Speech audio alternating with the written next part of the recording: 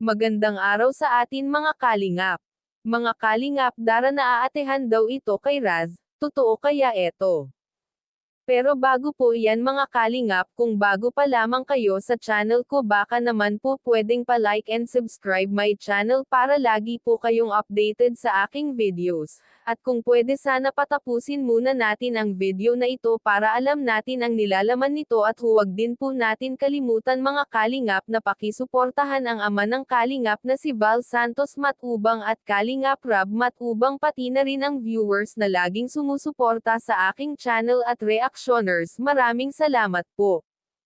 Mga Kalingap Raz nag-open agad ito kay Dara kung ano ang kanyang masasabi mula nang nakita o nakilala si Dara. Sinabi ito ni Raz kay Dara na sa lahat daw ng babae na nakilala ni Raz ay si Dara talaga ang the best at sobrang napahanga niya daw si Raz sa kwento ng kanyang buhay pati na rin ang kanyang kasipagan. Napaka-matured daw ito ni Dara mag-isip kahit na bata pa ito.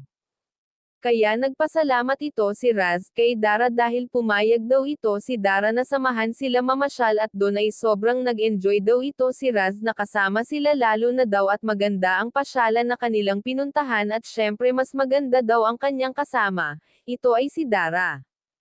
Kaya tinanong naman ito ni Raz si Dara kung ano ang masasabi niya para sa kanya nung nakita niya ito, kaya unang tingin daw ito ni Dara kay Raz ay mahiyain at maarte daw ito.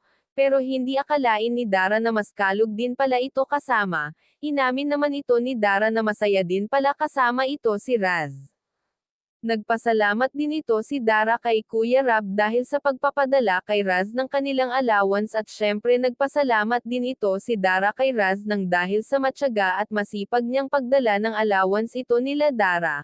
Kaya mga kalingap Aljan pabirong sinabihan si Raz na dapat igalang at huwag bastyusan ito si Dara, kaya napatawa na lamang ito si Raz sa kanya. Kaya mga kalingap, hanggang dito na lamang po ang update natin para sa kay Dara at Raz. Maraming salamat po. Thank you for watching and God bless us all.